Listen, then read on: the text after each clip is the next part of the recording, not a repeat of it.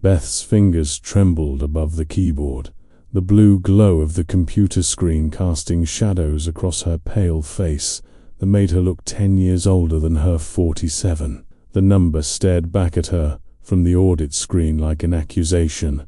$847.32. Room 217, January 14th, 2024, 11:47 p.m. She blinked hard, squeezing her eyes shut until she saw spots, then opened them again. The charge remained, stubborn and impossible. Her breath caught in her throat, creating a small cloud in the frigid air of the back office.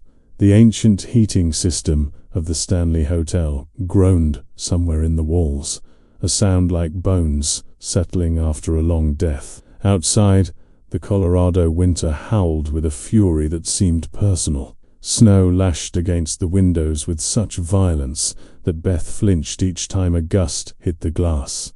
The storm had started 3 hours ago, just after her shift began at 9 p.m., and the weather service was calling it the worst blizzard to hit Estes Park in 30 years.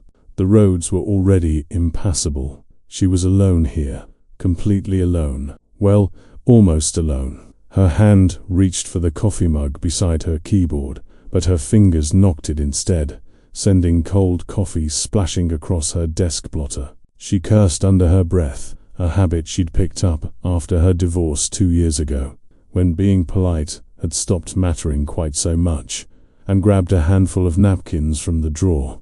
As she mopped up the mess, her eyes kept darting back to the screen, afraid the number might change, might multiply, might do something that would prove she was losing her mind. Line item: lantern rental, $43. Line item: boiler pressurization, $127.50. Line item: soot cleaning service, $89. 82. Line item: pianist services until 11 p.m., $587. Beth's stomach twisted into a knot so tight it hurt. She'd been the night auditor at the Stanley for 8 months now, ever since she'd fled her marriage and her suffocating life in Denver, desperate for somewhere quiet where she could think, could breathe, could figure out who she was without someone else defining her. 8 months of processing credit card charges, reconciling room service bills, running reports that balanced to the penny. 8 months of numbers that made sense, that followed rules, that obeyed the laws of basic accounting. This didn't make sense. Room 217 had been vacant for 3 weeks. She knew because she'd checked it herself during her rounds last night, peering through the door's small window to see the bed made with military precision, the curtains drawn, the furniture arranged exactly as housekeeping left it, empty, silent, waiting. No guest had checked in, no maintenance order had been filed, no events had been scheduled. Yet here were these charges appearing on her screen like ghosts materializing from the past, demanding payment for services that couldn't possibly have been rendered, services that sounded like they belonged in a different century. Lantern rental. Who rented lanterns in 2024? Boiler pressurization. The hotel had converted to modern heating systems in the 1980s. Pianist services. There was no piano on the second floor. The grand piano was in the main lobby, and it hadn't been played tonight. She would have heard it from her office. Beth's hands were shaking now, a fine tremor that made the cursor dance across the screen. She clicked through to the guest registry, her breathing shallow and rapid. Room 217, vacant. Check-in date, none. Folio balance, $847.32. No, she whispered to the empty office. No, no, no. The overhead light flickered, a brief stutter that made her heart leap into her throat. She looked up at the old fixture, watching it steady, then glanced toward the door that led to the main hallway. The corridor beyond was dark, except for the emergency lighting, casting everything in a sickly yellow-green that reminded her of hospital corridors. of waiting rooms where bad news was delivered in hushed tones. She needed to void these charges. That was the logical thing to do. Some kind of system glitch, maybe a computer error, duplicating old historical records into the current ledger. It happened, didn't it? Technology wasn't perfect. There were bugs, corrupted files, gremlins in the code. But as Beth reached for the mouse to begin the reversal process, she noticed something that made her blood run cold: the date stamps. She leaned closer to the screen, squinting at the small text beneath each line item. The charges hadn't posted randomly. They'd appeared at specific times. Lantern rental to 8:34 p.m. Boiler pressurization to 9:12 p.m. Soot cleaning service to 10:05 p.m. Pianist's services 10:47 p.m. Each one timed precisely with the intensification of the storm outside. Beth could remember it exactly. At 8:34, the wind had picked up enough to rattle the windows. At 9:12, the temperature had dropped so suddenly that she'd felt it even through the building's thick walls. At 10:05, the power had flickered for the first time. And at 10:47, she'd heard something. A sound from upstairs, faint but distinct, like footsteps in an empty hallway, or a door closing softly, or, Jesus Christ, Beth muttered, pushing back from her desk. The chair wheels squeaked against the floor, the sound abnormally loud in the silence. Get it together. She stood up, her legs unsteady beneath her. The rational part of her brain, the part that had balanced her father's small business books since she was 16, that had put herself through college, working 2 jobs, that prided itself on logic and evidence. That part was screaming at her to stay calm, to find a reasonable explanation, to not let fear turn shadows into monsters. But there was another part, older and deeper, that remembered stories her grandmother had told her, about houses that remembered, about places where the past didn't stay buried, about debts that transcended death. Beth walked to the office door and peered out into the hallway. The Stanley Hotel at midnight in a blizzard was not a comforting place.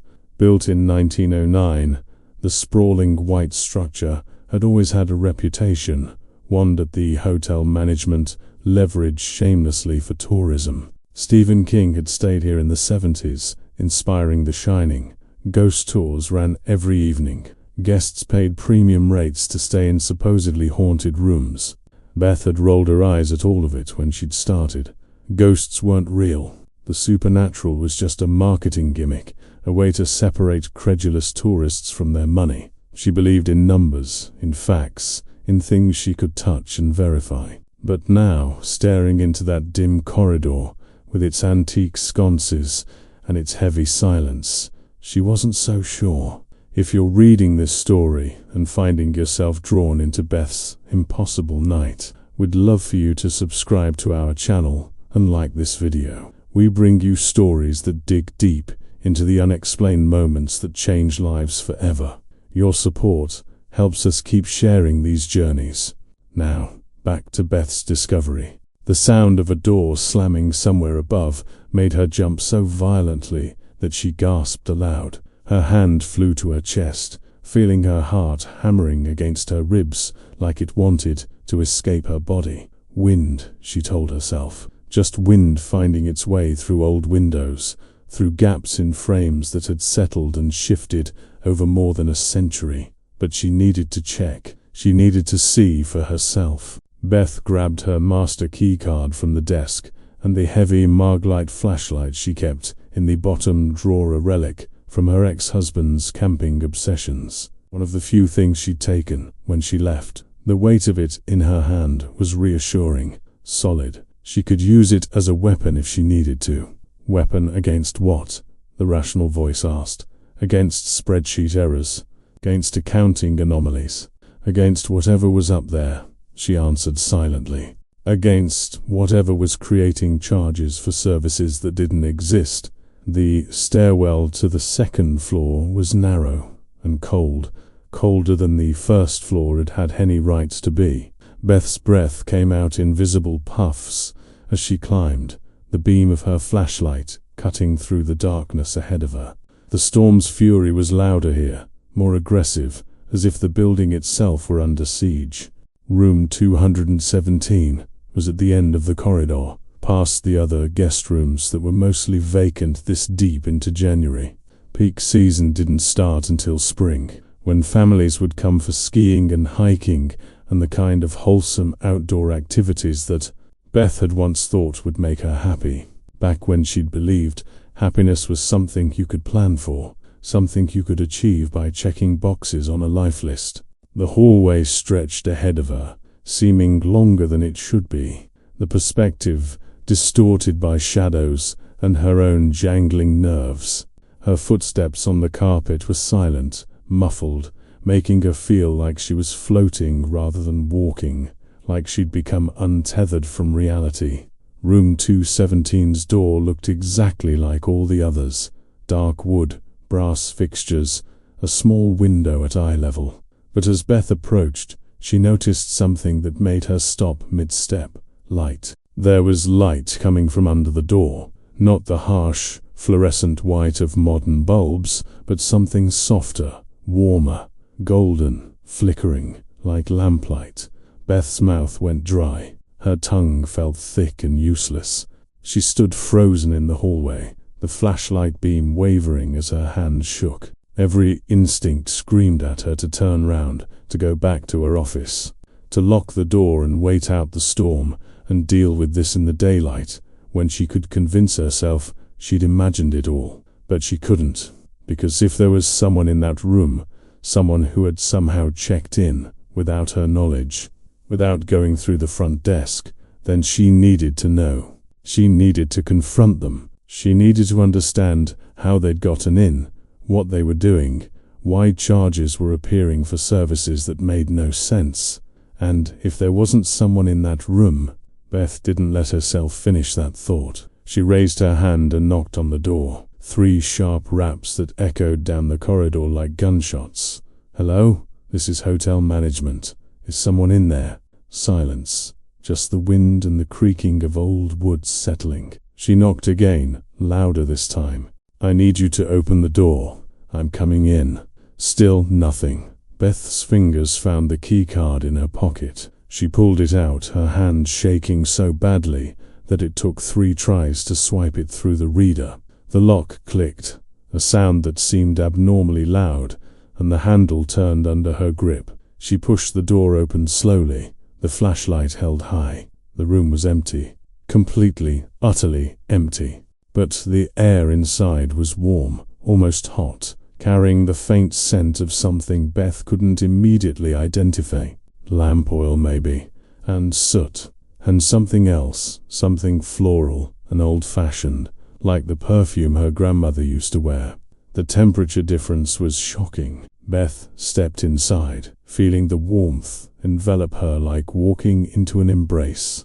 Outside, the storm raged, but in here, it was comfortable, almost cozy. The bed was made. The curtains were drawn. The furniture was arranged precisely, and on the small desk by the window sat an old-fashioned lantern, the kind with a glass globe and a brass base, its wick burning with a steady golden flame. Beth's breath stopped completely. She stared at the lantern, unable to process what she was seeing. Someone had lit it, recently. The flame danced gently, casting moving shadows across the walls. She approached slowly, cautiously, half expecting the lantern to vanish like a mirage. But it remained solid, real, burning impossibly in a room that should have been dark and cold and vacant.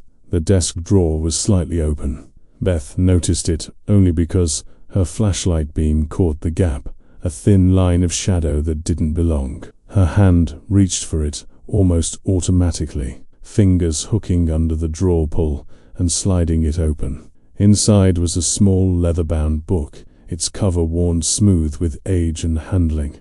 Beth lifted it out carefully, aware that she was probably violating some kind of evidence protocol, but unable to stop herself. The lever was soft under her fingers, warm as if someone had been holding it just moments before. She opened it to the first page, and her vision blurred with sudden tears she didn't understand. A ledger, handwritten.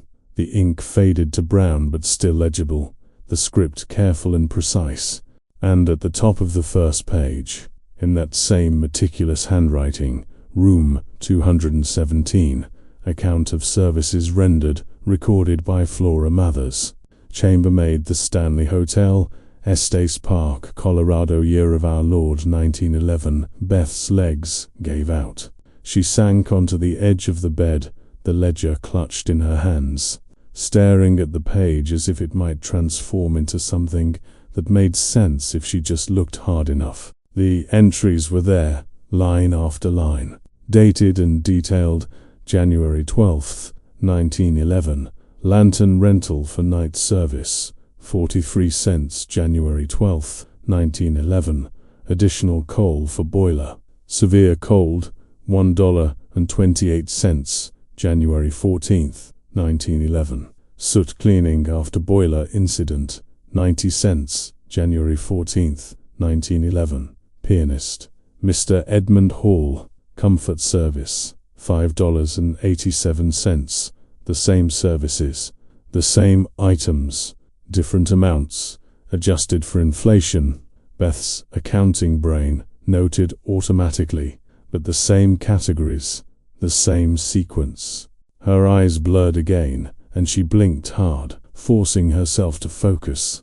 There was more writing below the entries, paragraphs in smaller script that looked like journal notes. The winter has been cruel this year.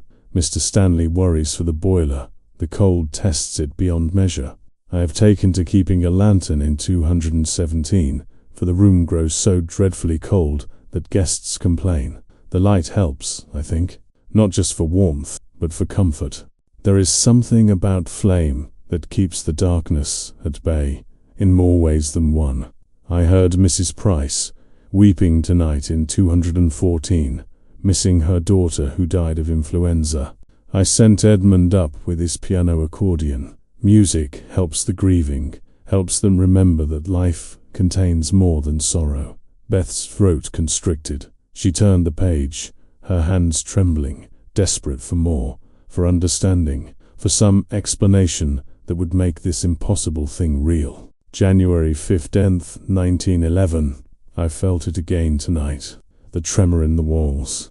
The engineer says the pressure is too high, that the cold makes the metal contract and expand in ways that stress the system.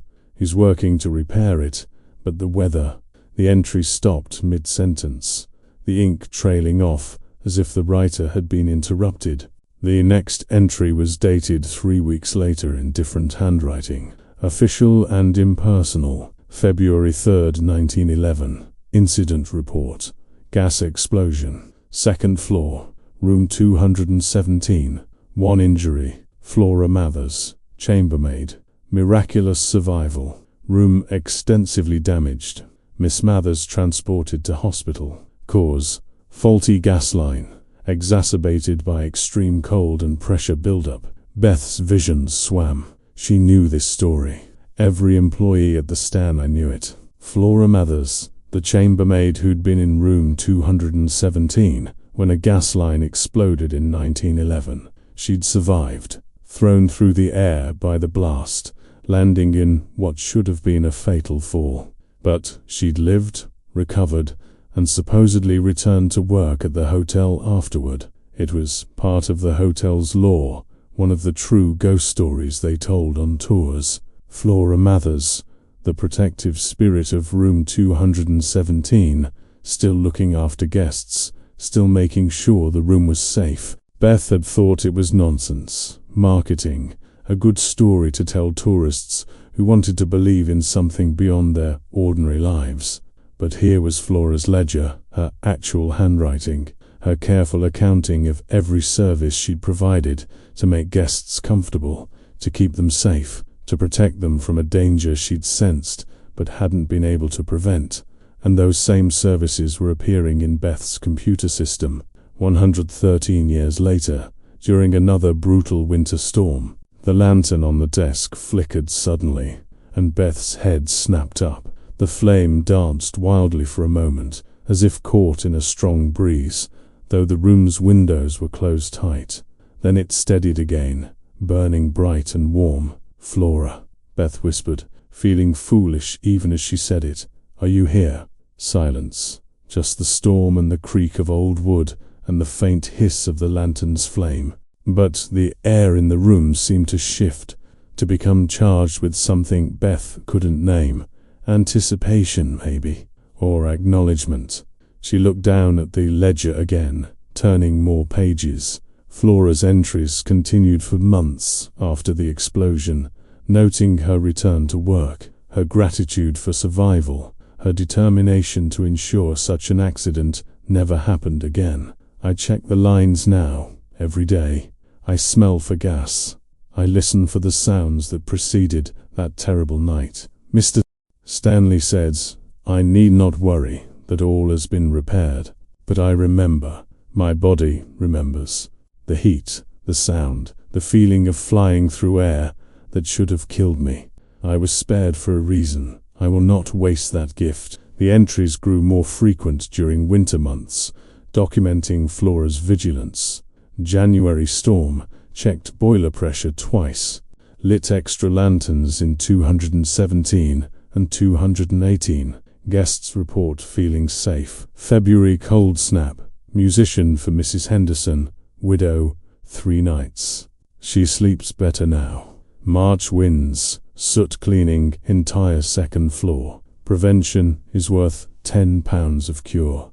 Beth's accounting mind was racing now, making connections. Flora had been meticulous about documenting her services, about justifying every expense, about proving her value to the hotel. These weren't just random acts of kindness, they were a systematic effort to prevent disaster, to protect guests, to ensure the hotel's reputation remained untarnished. And someone had preserved this ledger, kept it safe for over a century, hidden in the desk drawer of the very room where Flora had nearly died. But why were these charges appearing now? Why tonight? Beth stood up, still clutching the ledger, and walked to the window. She pulled back the curtain slightly and looked out at the storm. The snow was falling so thickly that she could barely see the trees beyond the parking lot. The wind howled like a living thing, furious and relentless. A severe winter storm, extreme cold, pressure on old systems, just like 1911. Beth's heart began to race as realization crashed over her. The charges weren't random. They weren't errors. They were warnings. The hotel was trying to tell her something, or Flora was, or whatever consciousness lived in these walls, whatever memory the building held of that terrible night when everything had nearly been lost. She needed to find Owen. Beth practically ran from the room, leaving the lantern burning behind her, somehow certain now that it needed to stay lit, that extinguishing it would be wrong in ways she couldn't articulate. She flew down the stairs, taking them 2 at a time, her breath coming in gasps that had nothing to do with physical exertion. Owen's workshop was in the basement, a cluttered space filled with tools and parts, and the accumulated maintenance wisdom of 30 years working at the Stanley. He was the only other person on site. Tonight management had assured Beth that someone from engineering would be available in case of emergency. During the storm she found him hunched over a workbench, examining what looked like sections of old pipe. "Owen!" Beth's voice came out higher and more frantic than she intended. "Owen, I need to show you something." The engineer looked up, his weathered face creasing with concern. He was 63, grey-haired and solid, the kind of man who'd seen everything and couldn't be easily rattled. But something in Beth's expression made him set down his tools immediately. "What's wrong?" Beth held out the ledger, open to Flora's entries. Room 217. There are charges appearing in the system, services that match exactly what Flora Mathers documented in 1911, during the last major winter storm. Owen's expression shifted through several emotions too quickly for Beth to track. Surprise, recognition, and then something that looked disturbingly like resignation. "You found the ledger," he said quietly. "It wasn't a question. You know about this." Beth's voice rose again. "You know about these charges." "Beth." Owen's tone was careful, measured, the way you'd speak to someone standing on a ledge. "I need you to close that ledger, put it back where you found it, and go back to your office." "What?" "No, Owen, something's wrong. The system is showing charges for—" "I know what it's showing," Owen interrupted her, standing up from his workbench. He was a big man, and in the dim basement lighting, he suddenly seemed larger, more imposing. It happens sometimes, during bad storms, when conditions match certain parameters. Beth stared at him. "You're saying this has happened before?" "Every few years, always in January or February, always during severe weather." Owen moved toward her, his hand extended as if to take the ledger. "The system glitches, pulls up old records, creates duplicates. The IT department has looked at it. There's no explanation. We just void the charges and move on. But the lantern—" "What lantern?" "In room 217. It's lit, right now. I saw it." Something flickered across Owen's face. Fear, maybe. Or knowledge he wished he didn't possess. "Beth, listen to me carefully." His voice dropped to barely above a whisper, though they were alone in the basement. "The Stanley is old. It has quirks. Things happen here that don't happen other places. Most of it's harmless. Tourists love the stories, management loves the revenue, and the rest of us just learn to work around it. But you don't want to dig into this. You don't want to start asking questions that don't have good answers. Someone needs to ask questions." Beth clutched the ledger tighter, protective suddenly. Flora documented all of this. She was trying to prevent another disaster. And if these charges are appearing now, during another storm just like the one in 1911, then maybe nothing. Owen's voice hardened. "You go upstairs, you void those charges, you finish your shift. Tomorrow, when the storm clears, you'll see that everything is fine. The building is fine. The systems are fine. We've made it through 100 winters since Flora Mathers, and we'll make it through 100 more." But his words rang false, and Beth could see it in his eyes. He was afraid, not of her, not of the storm, but of something else. Something he wasn't saying. "What aren't you telling me?" Beth demanded. Owen looked at her for a long moment, his jaw working, as if he were chewing words he couldn't quite spit out. Finally, he sighed, a sound that seemed to come from somewhere deep and tired. "About 5 years ago, we had a storm like this.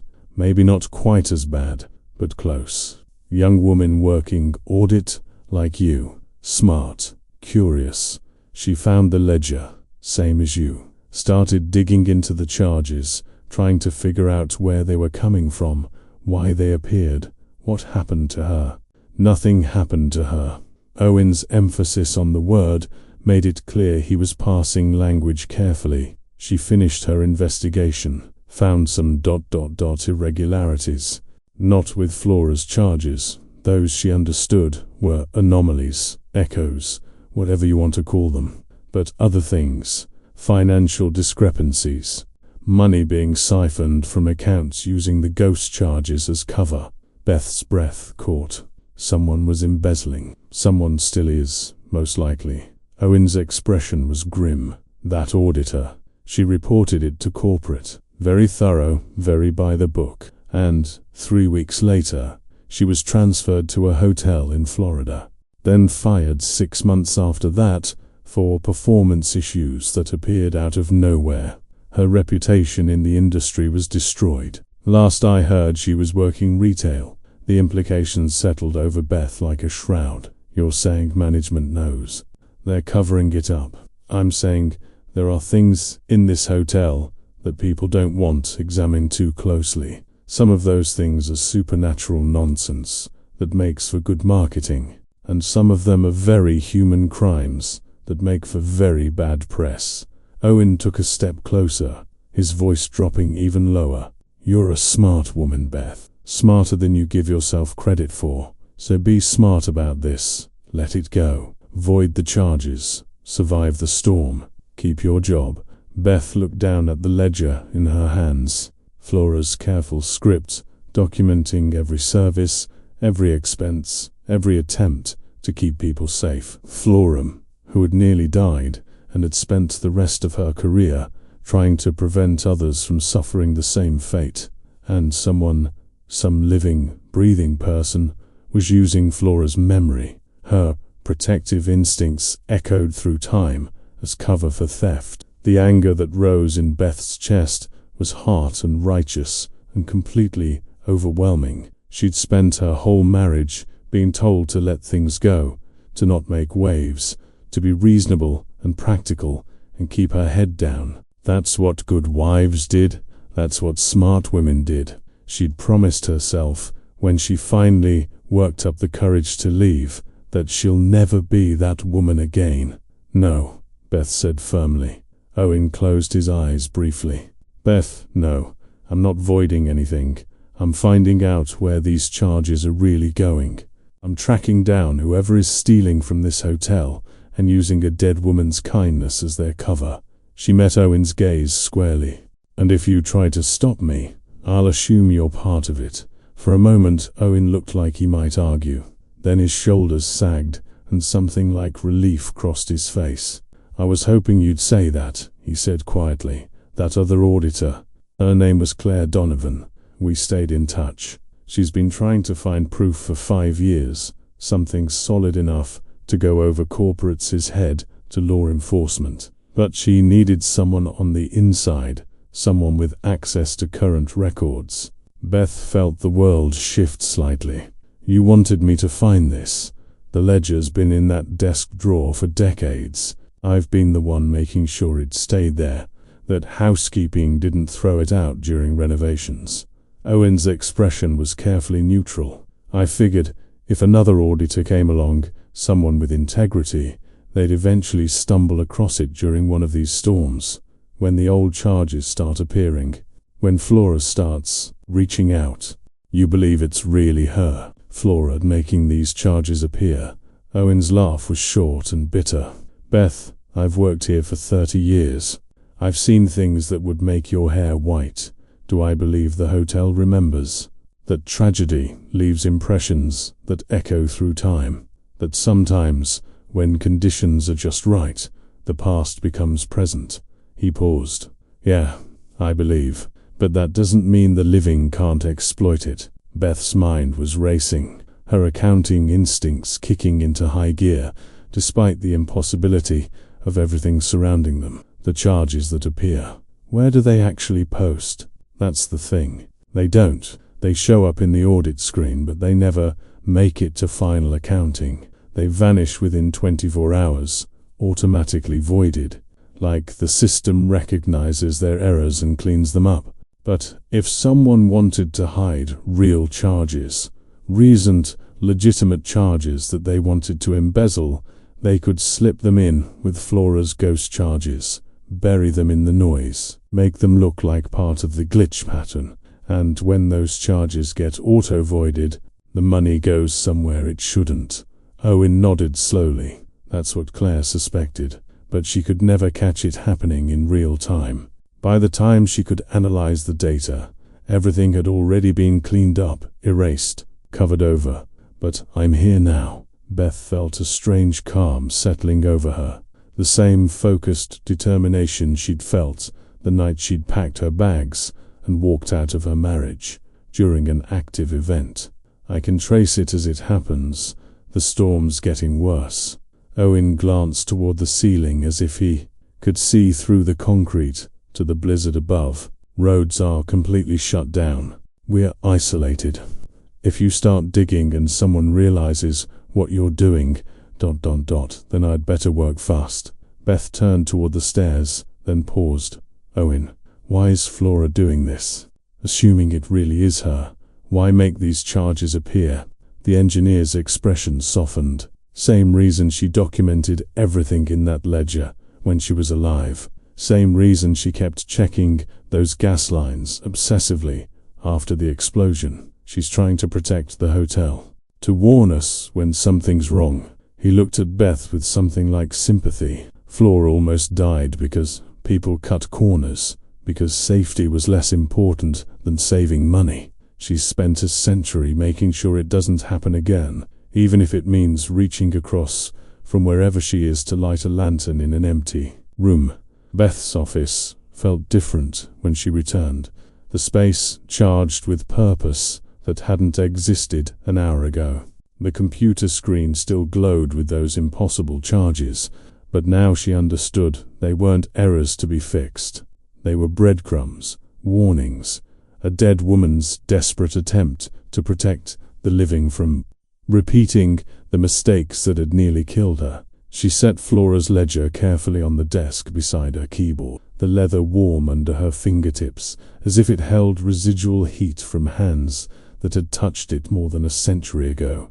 The storm continued its assault on the building, but Beth barely heard it now. Her entire focus had narrowed to the screen, to the patterns hidden in the numbers, to the truth buried beneath layers of automated systems and deliberate obfuscation. Owen had given her what he could before returning to his workshop: access codes to the archived financial records. Claire Donovan's phone number scrawled on a grease-stained piece of paper, and a warning that made her skin crawl. "Whoever's doing this has been at it for years," he'd said. "They're smart, careful, and they have enough power within the organization to destroy careers, maybe more than careers. So don't do anything stupid like confronting them directly. Get your evidence, document everything, and we take it straight to law enforcement, not corporate, not management, police." Now, alone in her office, with the wind howling outside like a chorus of the damned, Beth pulled up the financial systems deep archive. Her fingers flew across the keyboard with practiced efficiency, years of audit training guiding her through screens that most employees never saw. She started with the obvious: Room 217's transaction history going back 5 years. The data that populated her screen made her stomach clench. Every winter, every January and February, ghost charges appearing during severe weather events, each one matching items from Flora's 1911 ledger, but interspersed among them, camouflaged like predators hiding in tall grass, were other charges. Modern ones, real ones. Room 217, consulting services, $2,340. Room 217, equipment rental, $1,875. Room 217, professional fees, $4,200. All posted during storm periods, all automatically voided within 24 hours. All disappearing from the official record as if they'd never existed. But Beth knew accounting. She knew that money didn't simply vanish. It went somewhere. Every debit required a credit. Every void required a reversal posting. The question was where those reversals were being sent. She opened a new query screen, her hands trembling slightly with adrenaline and the coffee she'd consumed throughout the night. The archive system was old, clunky, designed before user-friendly interfaces were standard. But Beth had learnt to navigate worse during her years doing forensic accounting for her father's CPA firm, back before she'd given it all up to be someone's wife. Never again, she thought fiercely. Never again will I make myself smaller for someone else's comfort. The reversal journal took 3 tries to access, buried behind security prompts that required her supervisor credentials and 2-factor authentication. But finally it opened, spilling transaction codes and routing numbers across her screen in dense columns that would have looked like gibberish to most people. To Beth, it was a confession written in numbers.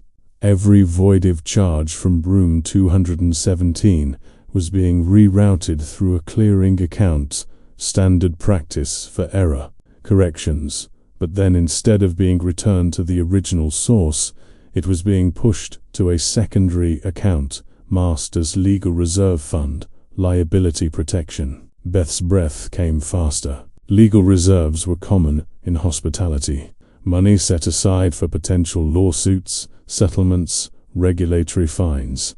Perfectly legitimate, but they were also perfect cover for embezzlement, because they were discretionary accounts with minimal oversight, accessed only by senior management and the legal department. She needed to see who had signature authority on that account. The personnel database required different credentials, ones she technically shouldn't have. But Owen had given her the master maintenance login, the one engineers use to access building, systems and security protocols, and Beth discovered, with a spike of grim satisfaction, that it also granted read access to HR files. Claire Donovan had probably discovered this same back door, Beth thought, and it had cost her everything. The Legal Reserve Fund accounts showed 3 authorized signatories: Marcus Webb, General Counsel; Stanley Hotel Properties, LLC, Patricia Morrison, Chief Financial Officer;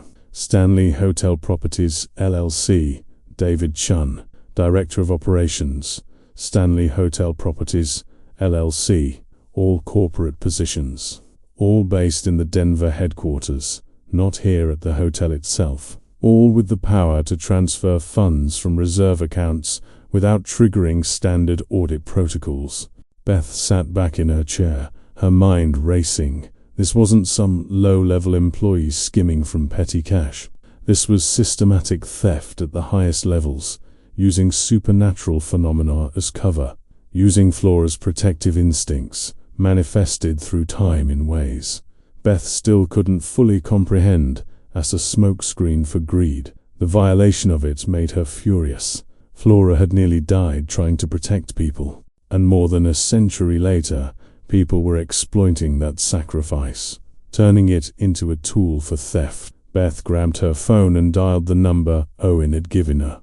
It rang 4 times before a woman's voice answered, thick with sleep and confusion. "Hello? Claire Donovan. My name is Beth Harrison. I'm the night auditor at the Stanley Hotel in Estes Park. Owen gave me a number." I found Flora's ledger. The silence on the other end stretched for 3 heartbeats. Then, "Is it happening now, during the storm?" "Yes, and I have traced the reversals. Legal Reserve Fund, Signature Authority, Webb, Morrison and Chun." Beth heard sharp intake of breath. "You got into the personnel database?" "Owen gave me access codes." "Jesus Christ." Claire's voice was fully alert now, energized with vindication and fear. "Beth, listen to me very carefully. You need to document everything you're seeing right now. Screenshots, printed reports, anything that creates a physical record. Because the moment that storm ends and the charges auto-void, they'll scrub the system. I've seen them do it. They're watching for anomalies, for anyone who digs too deep." "How do you know they're watching?" "Because I got a call." Claire's voice went flat, dead. 3 hours after I submitted my report to corporate, my personal cell phone rang. Unknown number. A man's voice. Think it was Webb, though he didn't identify himself, and told me that I'd made some very unfortunate errors in my analysis, that I was clearly struggling with the transition to working at the Stanley, that if I wanted to salvage my career, I should reconsider my findings. Beth's blood ran cold. "They threatened you. They destroyed me, methodically, professionally. I was transferred within a week. They said it was because I was a better fit for the Florida property. But once I got there, every report I filed was suddenly full of mistakes. Inventory that didn't match my counts. Scheduling errors I never made. Guest complaints that were fabricated.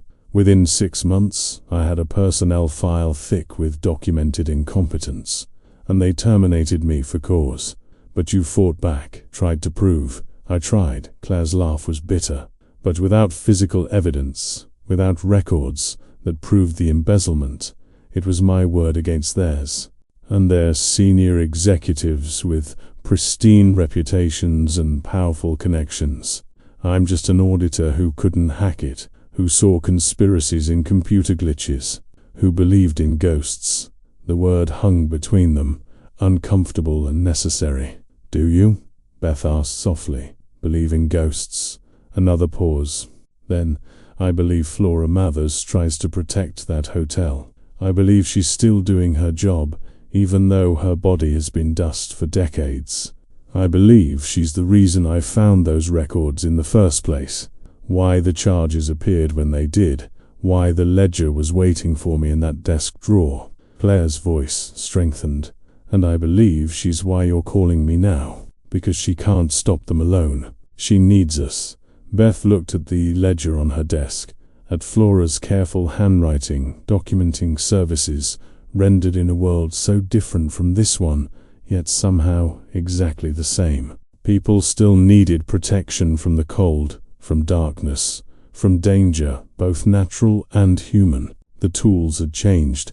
Electric heat instead of coal, LED bulbs instead of lanterns, but the fundamental needs remained constant, as did the fundamental capacity for both courage and corruption. Tell me what you need, Beth said. For the next 40 minutes, Claire walked her through the documentation process. Beth took screenshots of every relevant screen, the ghost charges appearing in real time, the reversal journals showing the rerouting, the legal reserve account with its authorized signatories. She printed hard copies of everything, creating physical records that couldn't be remotely deleted. She downloaded transaction files to a USB drive she found in her desk drawer, one she'd used for backing up her personal photos, but now held evidence of crimes. And as she worked, the storm intensified. The wind's howl became almost constant, no longer rising and falling, but sustained at a pitch that made the windows rattle in their frames. The temperature in the office dropped, despite the heating system running full blast. Beth's breath began to fog the air, and her fingers grew clumsy with cold as she typed. At 1:47 a.m., the lights flickered. At 1:51 a.m., they flickered again, longer this time. At 1:53 a.m., everything went black. The sudden darkness was absolute, disorienting. Beth's computer screen died mid-sentence, the background hum of electronics cutting out so completely that the silence felt like a physical presence.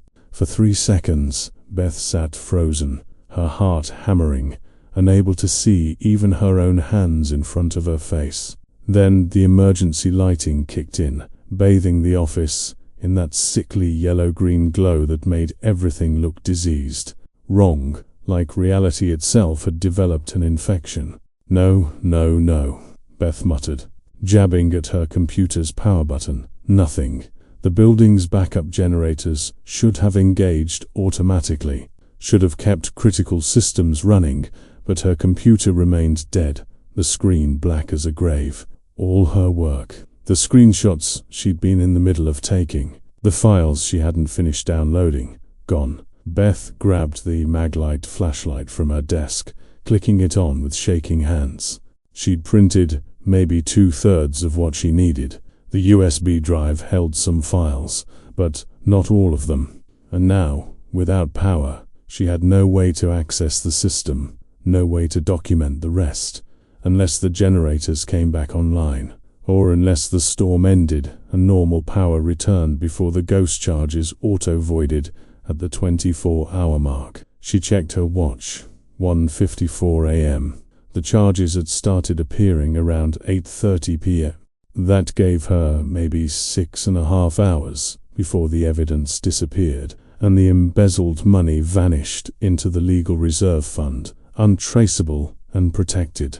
Beth grabbed her phone. No signal. The storm must have taken out the cell towers, or at least degraded them enough that coverage inside the hotel's thick walls was impossible. She was alone, truly alone, cut off from Claire, from Owen, from any help. The rational thing to do was wait. Wait for power. Wait for the storm to pass. wait for systems to come back online so she could finish her documentation. But Beth had spent too many years doing the rational thing, the safe thing, the thing that kept her small and acceptable and under someone else's control. And Flora hadn't been rational when she'd survived an explosion that should have killed her. She hadn't been safe when she'd spent the rest of her career obsessively checking gas lines and lighting lanterns and documenting every service that might prevent another disaster. Flora had been brave. She'd been determined. She'd refused to let fear stop her from protecting people. Beth could do no less. She stood up, gathering the printed documents and USB drive into a folder she could carry. She'd take everything to Owen's workshop in the basement, somewhere secure, somewhere with multiple locks, and then she'd figure out her next move. But as she turned toward the door, something caught her eye. A flicker of light in the hallway beyond her office, visible through the gap at the bottom of the door.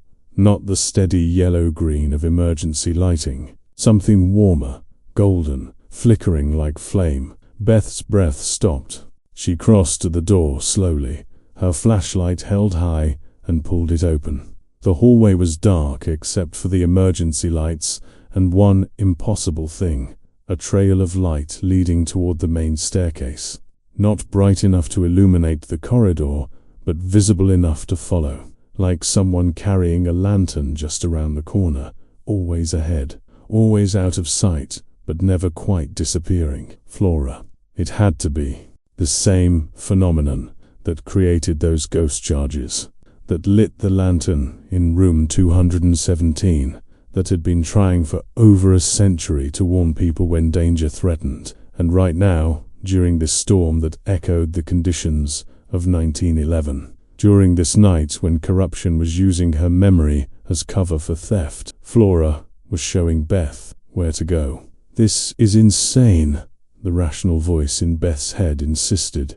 "You're following a hallucination caused by stress and fear and too much caffeine." But Beth's feet were already moving, following that golden flicker up the stairs toward the second floor. The folder of evidence pressed against her chest, protected under her crossed arms. The flashlight beam cut through the darkness ahead of her, but she barely needed it. The trail of light was clear enough, pulling her forward with an urgency that made her climb faster. Room 217's door was ajar when she reached it. Beth's hand hesitated on the handle, her heartbeat so loud in her ears that it nearly drowned out the storm's howling. Every horror movie she'd ever seen was screaming at her not to go inside, not to walk into the dark room where impossible things happened. But this wasn't a horror movie. This was real. And Flora wasn't trying to hurt her. Flora was trying to help. Beth pushed the door open. The room was frigidly cold now, the warmth that had filled it earlier completely gone. The lantern on the desk had burned out, its wick blackened and spent. But in the emergency lighting's sickly glow, Beth saw what she hadn't noticed before, a seam in the wall paneling beside the desk, a line that didn't quite match the others, subtle but present. She approached it cautiously, running her fingers along the edge. The wood was smooth, well crafted, designed to be invisible. But when she pressed against it, something clicked, and a section of the panel swung inward on hidden hinges. Behind it was a narrow compartment, maybe 18 inches wide and 3 feet tall. And inside, carefully preserved in the dry air, were papers, receipts, dozens of them, hundreds, all in Flora's handwriting, all documenting services she'd provided over the years she'd worked at the Stanley. But these weren't copies of what was in the ledger. These were the originals, the actual bills she'd submitted to management for reimbursement, and underneath them, wrapped in brittle tissue paper, were letters. Beth lifted one out carefully, unfolding the yellowed pages with trembling fingers. The handwriting was different from Flora's, more masculine, bolder, but the emotion bleeding through the words was unmistakable. "My dearest Flora, your letter arrived today, and I confess it troubles me greatly." The hotel management dismisses your concerns about the boiler system, but I know your instincts are sound. You've always had a gift for sensing danger before it manifests. If you believe there is risk, then there is risk, regardless of what the engineers claim. I have enclosed funds to help with the additional services you mentioned, the extra lanterns, the musician for distressed guests, the cleaning supplies. Consider it an investment in safety. Better to spend money on prevention than on funerals. Please, my love, be careful. Your dedication to duty is admirable, but your life is precious. If the hotel becomes dangerous, promise me you'll leave. No job is worth your safety. Yours always. Jonathan. Beth's vision blurred with sudden tears. Flora had been in love. She'd had someone who cared for her, who supported her work, who'd helped fund her protective efforts when management wouldn't, and then she'd nearly died anyway. Beth flipped through more letters, her flashlight beam tracking across faded ink. Jonathan's correspondence continued for months, tracking Flora's recovery from the explosion, celebrating her return to work, and then nothing. The letters stopped abruptly in March of 1912. Beth pulled out more papers from the compartment, searching for answers. At the very bottom, beneath layers of receipts and correspondence, she found 2 documents that made her heart break. The first was a death certificate. Jonathan Mathers died March 23, 1912, pneumonia.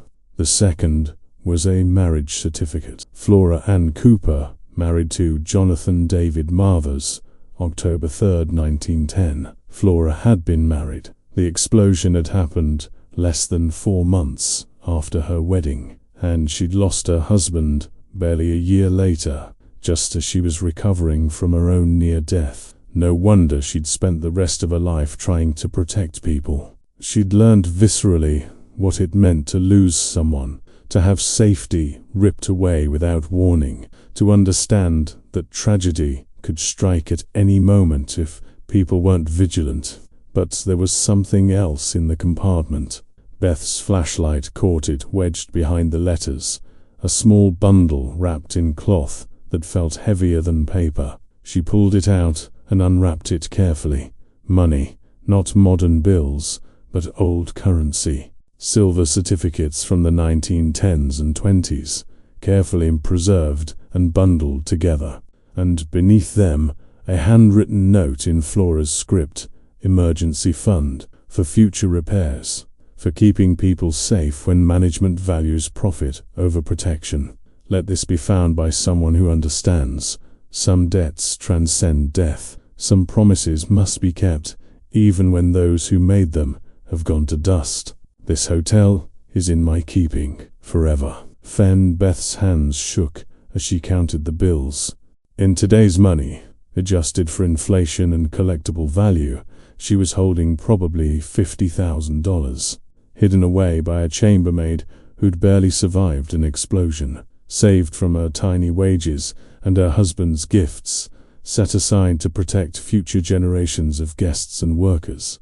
Money that management had never known existed. Money that Flora had kept secret because she understood, perhaps, even before the explosion, that the people running the hotel might not have everyone's best interests at heart. A sound behind her made Beth spin around, her heart leaping into her throat. Owen stood in the doorway, his face grave in the flashlight's beam. "I saw the light trail," he said quietly. "Figured she was showing you something important." "Owen," Beth's voice cracked. "Look at this. All of this. Flora's original receipts, letters from her husband, money she saved to keep the hotel safe." She knew, even before she nearly died, she knew that safety couldn't be trusted to management, that someone had to take responsibility. The engineer stepped into the room, examining the compartment with something like reverence. "My grandfather worked here in the 40s, he said. "He used to tell stories about the chambermaid who'd survived the explosion. Said she walked the halls at night, checking things, making sure everything was secure. He said you could always tell when Flora had been in a room because it felt ... protected, safe." Still doing it.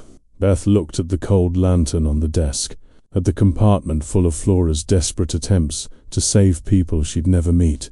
She's still trying to protect the hotel, and someone's been exploiting that, using her efforts as cover to steal. Not just steal.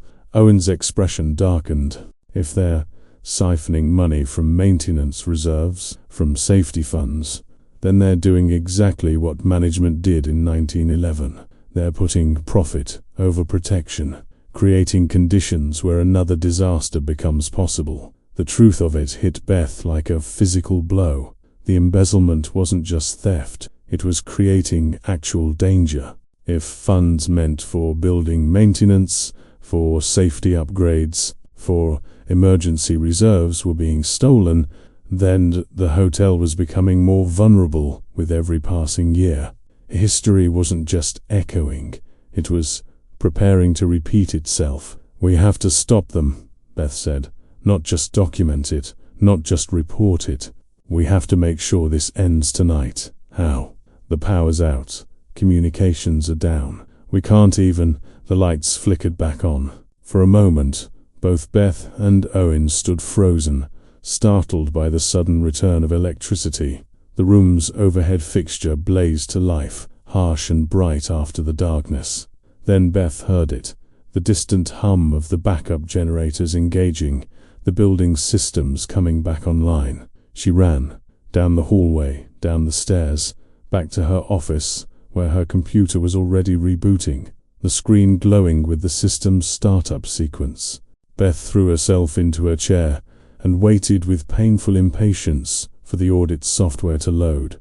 The ghost charges were still there, but now, with the system back online, Beth could see something she'd missed before. The charges weren't just being rerouted to the legal reserve fund. They were being matched dollar for dollar, with real expenses being voided from other departments. Maintenance requests that had been approved and funded, then mysteriously cancelled. Safety upgrades that had been budgeted but never completed.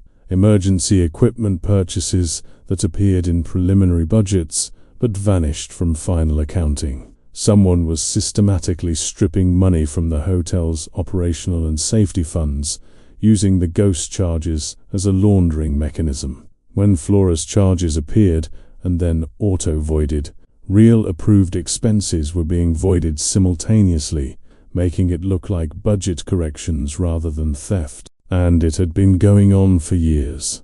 Beth pulled up the detailed transaction log, her fingers flying across the keyboard. She needed to trace every single voided expense, match it to the ghost charges, document the pattern with timestamps and account numbers, and her computer screen went black. Not a power failure this time. The overhead lights remained on, the building's system still humming. But her computer had been remotely shut down, the screen displaying a message in stark white text.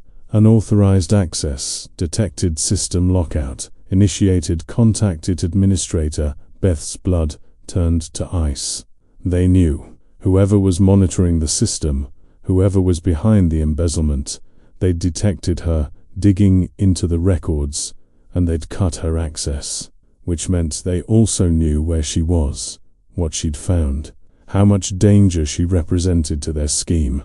Her office phone rang, the sound abnormally loud in the sudden silence. Beth stared at it, watching the light blink on the handset. Line 1.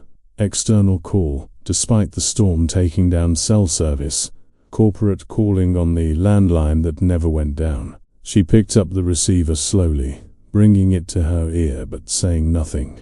Miss Harrison? The voice was male, smooth, educated, carrying the particular confidence of someone who'd never been told no and didn't expect to start hearing it now. This is Marcus Webb, General Counsel for Stanley Hotel Properties. I'm calling because our security systems have detected some unusual activity on your audit terminal tonight. Beth's hand tightened on the phone. Unusual how? Access to archived financial records, personnel files, accounts that aren't part of standard night audit procedures. A pause that felt calculated. We understand that severe weather can create stress, can lead to curiosity about how the hotel operates under emergency conditions. But I'm sure you understand that accessing confidential corporate information without authorization is a terminable offense. I'm the night auditor. I have authorization to review financial records, current operational records, yes. Not archived files going back 5 years. Not personnel databases. Not legal reserve accounts. Webb's voice remained pleasant, almost friendly, which somehow made it more menacing. Miss Harrison, I'm going to be direct with you because I believe you're an intelligent woman who understands consequences. Whatever you think you've found tonight, whatever irregularities you believe you've detected in our systems, you're mistaken. What you're seeing are data artifacts from an old software migration, ghost entries that occasionally resurface during system stress. Our IT department is well aware of the issue. There's nothing sinister happening, just ghost entries, Beth repeated flatly, like the ones that have been appearing during winter storms for years. The ones that match services documented by Flora Mathers in 1911. Silence on the other end. Then, so you found the ledger. Beth's stomach dropped. He knew about the ledger, which meant this wasn't just about embezzlement. This was about a systematic cover-up that went deeper than she'd imagined. Flora Mathers was an exemplary employee, Webb continued, his tone never varying from that corporate smoothness. Her documentation practices were meticulous, perhaps excessively so. She saw threats everywhere, dangers in every shadow. Some people are like that. They experience one trauma, and it colors everything afterward. They become paranoid, obsessive. They can't distinguish between real dangers and imagined ones. She documented real services, Beth said, her voice steady, despite the fear clawing at her throat. Services that were needed, that saved lives. She documented services she believed were needed. There's a difference. And in her zeal to protect people, she sometimes seeks exaggerated expenses, created billing for things that weren't strictly necessary. A lantern here, a musician there. Small amounts, certainly, but technically fraudulent nonetheless. The implication hung between them, poisonous and clear. Webb was suggesting that Flora had been the thief, that her protective instincts had been cover for embezzlement, that everything Beth had discovered could be reframed as a historical pattern of fraud rather than current crimes. That's a lie, Beth said. It's a matter of interpretation and professional reputation. Webb's voice sharpened slightly. Harrison, I'm going to make you the same offer I've made to other employees who've found themselves confused by our systems. You delete whatever files you've downloaded. You destroy any physical records you've printed. You forget about Flora Mathers and her ghost charges, and you finish your shift. In return, you keep your job. You get a generous performance bonus for identifying system vulnerabilities, and your career continues without incident. And if I refuse, then you'll discover that employment in the hospitality industry is remarkably difficult to maintain once your professional reputation is damaged. You'll find that every job application receives cryptic rejections. Every reference check returns concerning information. You'll be unhireable, Miss Harrison, not because of anything you did, but because of things people will believe you did. Beth thought of Claire Donovan, her career destroyed, her reputation shredded. She thought of Flora Mathers, surviving an explosion only to spend the rest of her life fighting against people who valued money over safety. She thought of herself, finally finding the courage to leave a marriage that was suffocating her, finally starting to build a life that felt like her own. And she thought about what mattered more, fear or integrity. No, Beth said. Excuse me. I said no. I'm not deleting anything. I'm not destroying evidence. And I'm not going to let you frame a dead woman for crimes she didn't commit, so you can cover up your own theft. The silence stretched for 5 full seconds.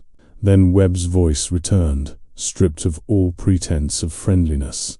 You're making a serious mistake, Miss Harrison. One that will follow you for the rest of your career. Possibly longer. Maybe. But at least I'll be able to sleep at night, which is more than you can say. Beth hung up before he could respond. Her hands were shaking violently now, adrenaline and terror flooding her system in equal measure. She'd just declared war on corporate executives with the power to destroy her life. She'd chosen principle over pragmatism, courage over safety. She'd chosen to be more like Flora than like the people who'd let Flora nearly die. Owen appeared in her doorway, his expression grim. Heard the phone ring. Was that Webb threatening me, trying to make me bury everything? Beth stood up, gathering the folder of printed documents and the USB drive. He knows I found the ledger, which means someone here has been reporting back to corporate. Someone who's been watching for anyone who gets too curious. It's not me, Owen said quietly. I know. Beth met his eyes. You've been helping, leaving breadcrumbs, making sure the evidence survived. But someone else. She stopped suddenly, a horrible thought occurring to her. Owen, who else is here tonight? Who else is on property during the storm? The engineer's face went pale. Just us. Management decided minimal staffing because of the weather forecast. Everyone else was sent home this afternoon. Everyone except whoever called Webb and told him I was accessing those files. They stared at each other as the implications sank in. Someone else was in the building. Someone who'd been monitoring Beth's computer remotely, waiting for exactly this scenario, ready to alert corporate the moment anyone got too close to the truth. A sound from the hallway made them both turn. Footsteps, deliberate and unhurried, coming toward the office.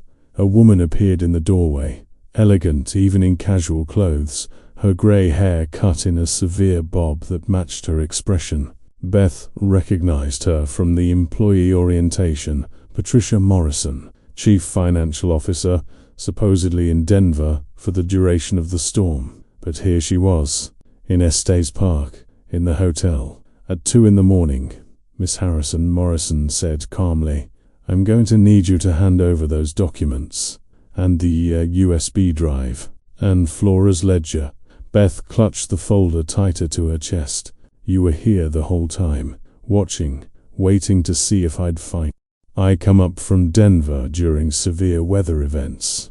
Someone needs to ensure the hotel's financial systems remain stable, that ghost charges are handled appropriately, that curious employees don't misinterpret data they're not qualified to analyze. Morrison's smile was thin and cold. Flora Mavers was well-intentioned, but ultimately destructive. Her obsessive documentation, her paranoid security measures, her insistence on unnecessary expenses, all of it created inefficiencies that have plagued this property for decades. We've simply been correcting those inefficiencies, reallocating funds to more productive uses. You're stealing from safety budgets, Beth said. You're doing exactly what caused the explosion in 1911. I'm managing resources appropriately. There's a difference. Morrison took a step into the office. Now give me those documents. This doesn't have to end badly for you. It already has, Beth said. I called the police 20 minutes ago before the power went out. Told them everything. They're on their way. It was a bluff. Her phone had no signal, and Owen had confirmed all communications were down. But Morrison didn't know that. Except the CFO's expression didn't change. She didn't look worried or afraid or even annoyed. She looked ... amused.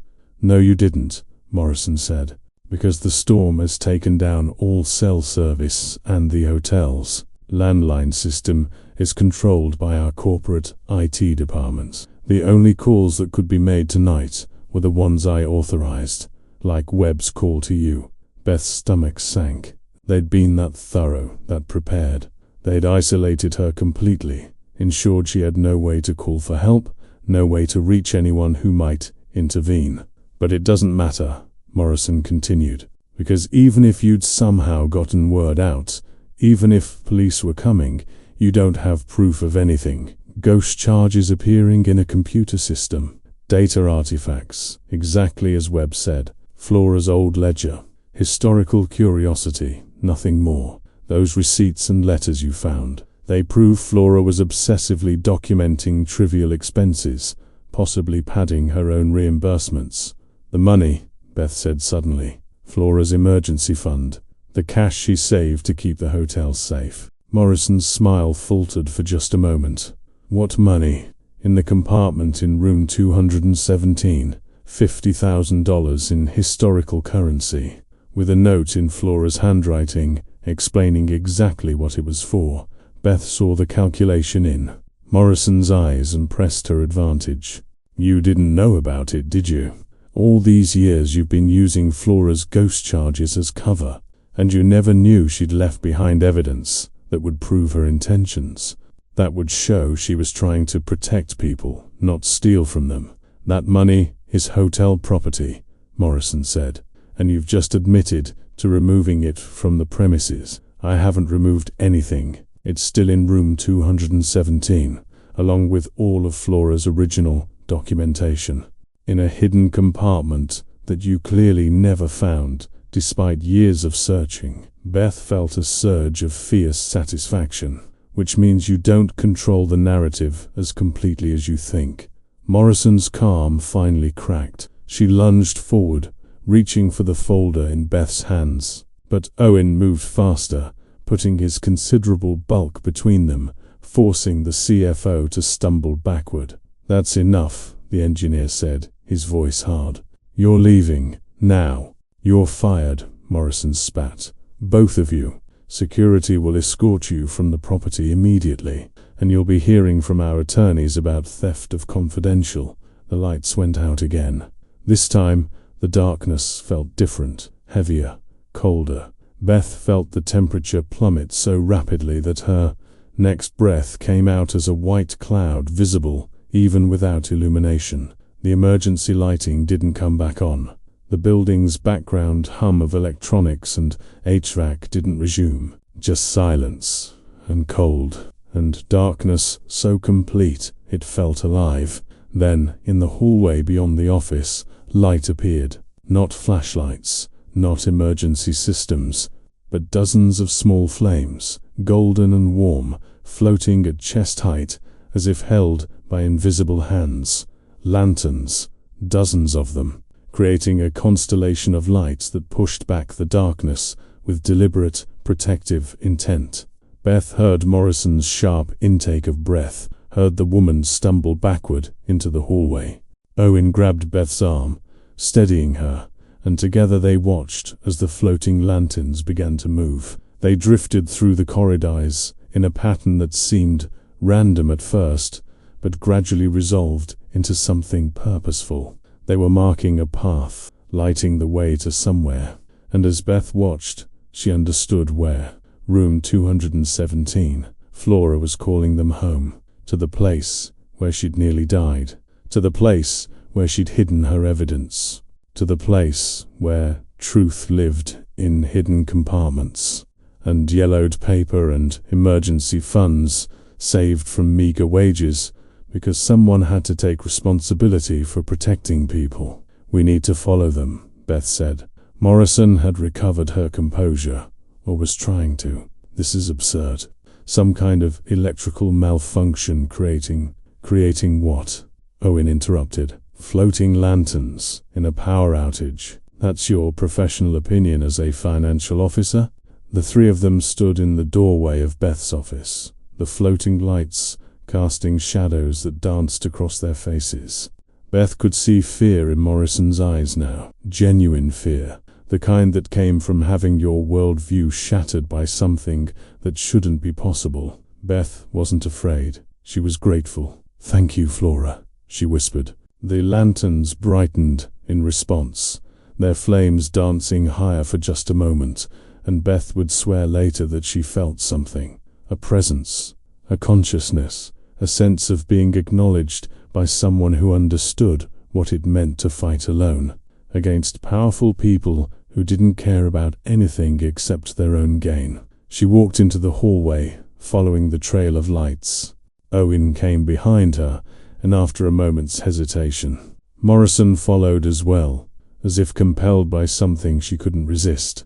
The lanterns led them up the stairs, down the second-floor corridor, to room 217, where the door stood open, waiting. Inside, the room was warm again, despite the power failure. The lantern on the desk had been relit, its flames steady and bright, and hovering above the open compartment were more lights, illuminating Flora's carefully preserved evidence, like spotlights on a museum display. Beth set her folder on the desk and pulled out her phone. Still no signal for calls, but the camera worked. She began photographing everything: the receipts, the letters, the money, Morrison's reflection in the mirror, looking shocked and cornered, and finally, caught. "I'm documenting all of this," Beth said.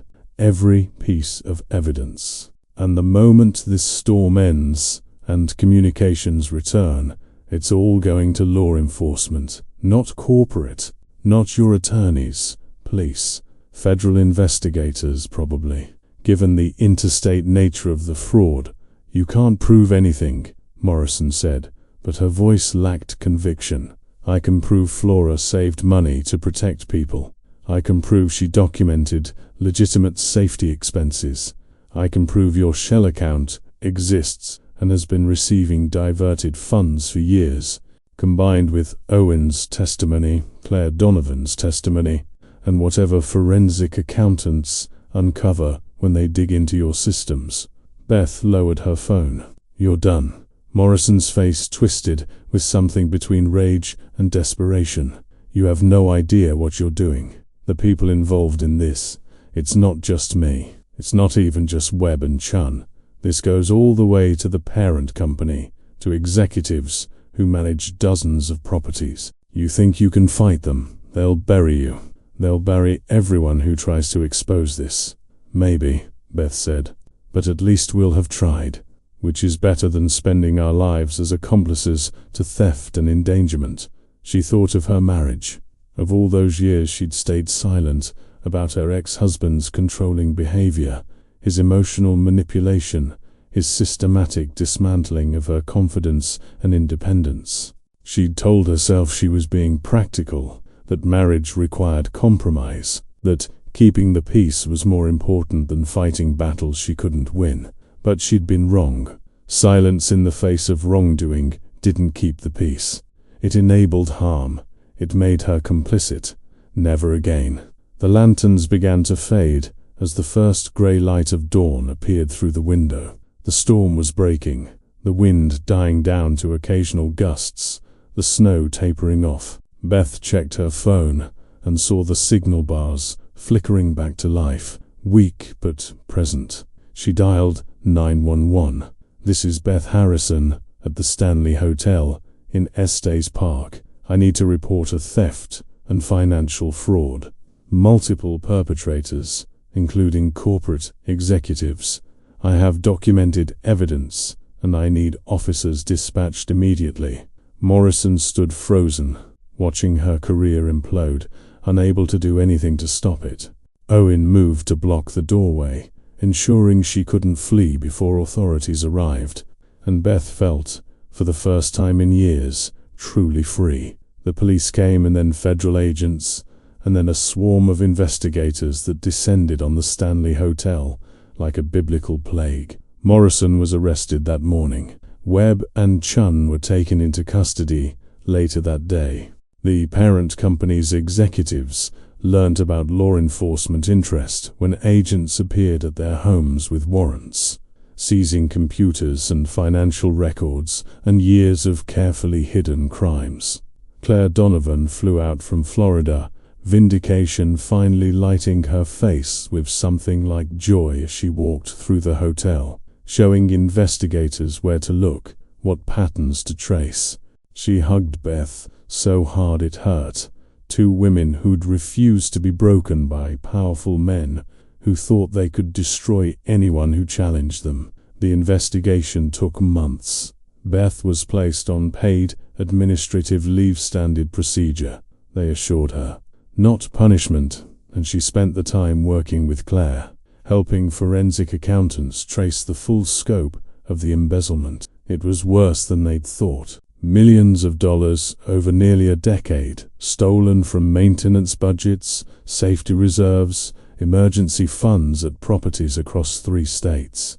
And at every property, there were signs of deferred maintenance, of corners cut, of disasters waiting to happen, because money that should have protected people had been diverted into offshore accounts and shell corporations, and the pockets of executives who'd believed they were untouchable. They were wrong. Webb, Morrison, and Churn all took plea deals rather than face trial, admitting to conspiracy, embezzlement, wire fraud, and a host of other charges that would put them in federal prison for years. The parent company was hit with massive fines and forced to implement new oversight procedures. 3 board members resigned. The CEO was fired, and Beth was offered a position as Director of Internal Audit for the entire hotel chain, reporting directly to the new board of directors, with a mandate to ensure nothing like this ever happened again. She accepted, but first she had something else to do. On a cold day in March, Beth stood in a cemetery in Estes Park, looking at a simple headstone that read, Flora and Mavers, 188-71955. Beloved wife and faithful servant. She'd found the grave through county records, tucked in a corner of the cemetery that got little traffic. Flora had outlived her husband by more than 40 years, working at the Stanley until she retired in her 60s, then living quietly until her death. No children, no close family that anyone could trace. Just a woman who'd devoted her life to protecting people, to maintaining vigilance, to ensuring that the tragedy she'd survived wouldn't happen to anyone else. I found your money, Beth said quietly to the stone. Your emergency fund. The hotel wanted to claim it, said it was their property, but I had a different idea. She pulled a folder from her bag, the same one she'd carried that night, now containing different papers. Legal documents establishing the Flora Mothers Safety Foundation, funded by the recovered historical currency and by the portion of restitution funds that the court had designated for remediation of safety deficiencies. We're using it to provide scholarships for people studying hotel management and building engineering, Beth continued. People who want to work in hospitality, but also understand that safety has to come first. That profit doesn't mean anything if people get hurt. That someone always has to be willing to stand up and say this isn't right. The wind picked up slightly, carrying the scent of pine and snow from the mountains. Beth thought she felt something, a presence, maybe, or just the comfort of knowing she'd honored Flora's memory properly. I found your descendants too, nieces, 3 times removed. They're in Michigan.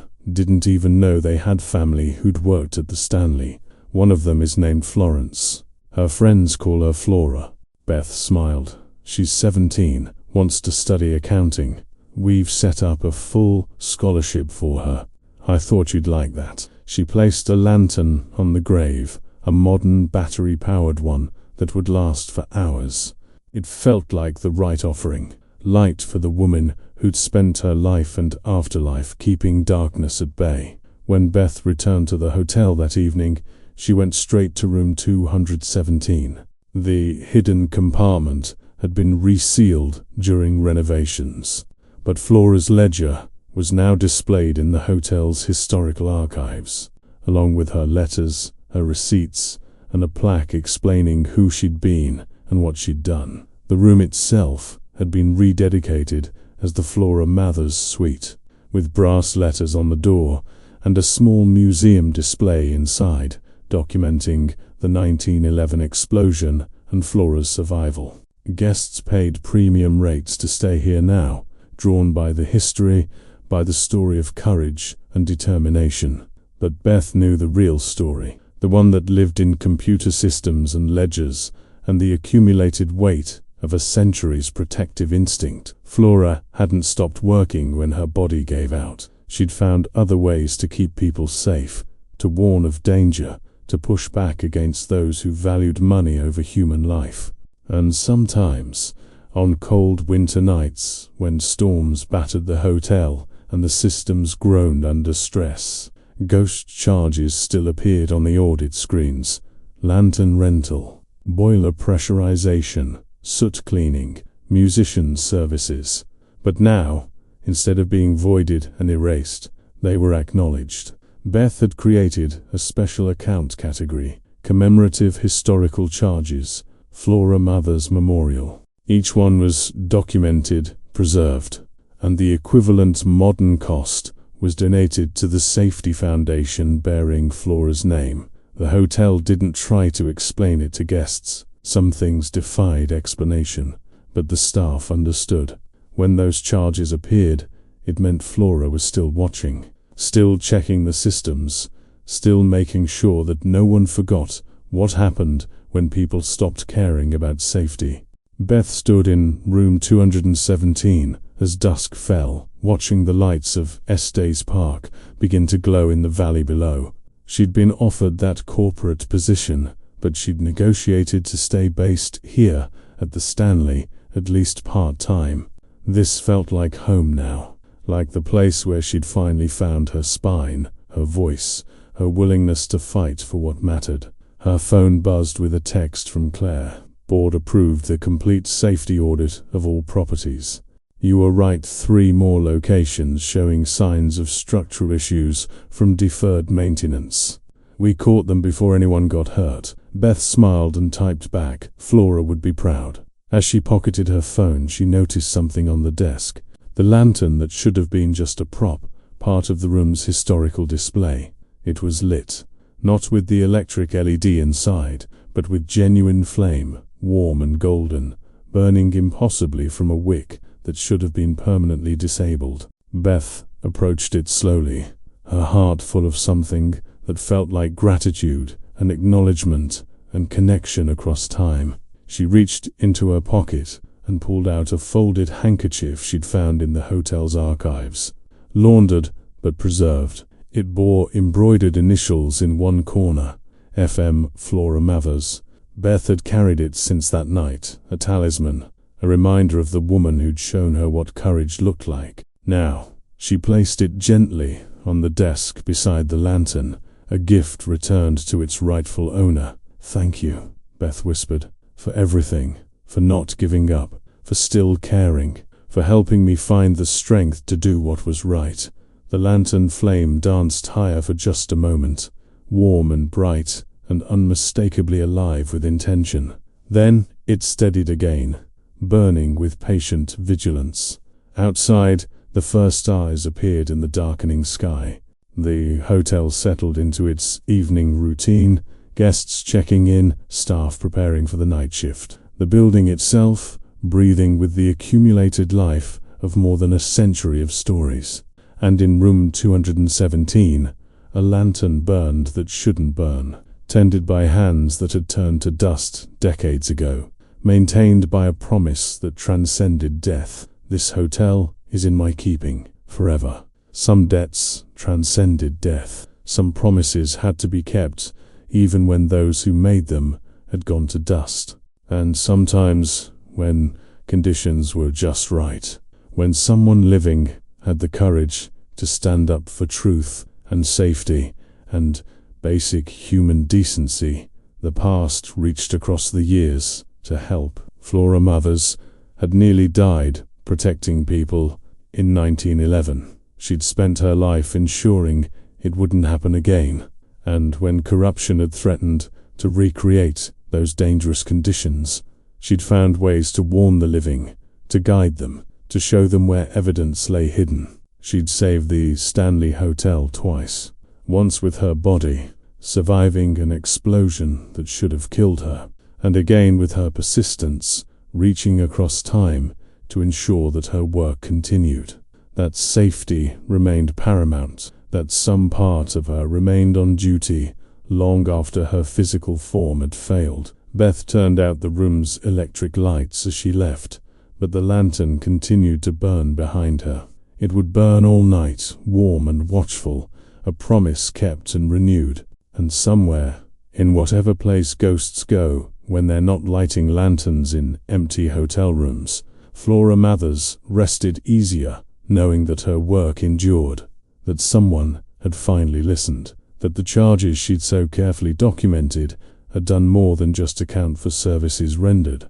They'd accounted for lives protected, for justice served, for truth preserved against those who would bury it. The ledger had balanced at last.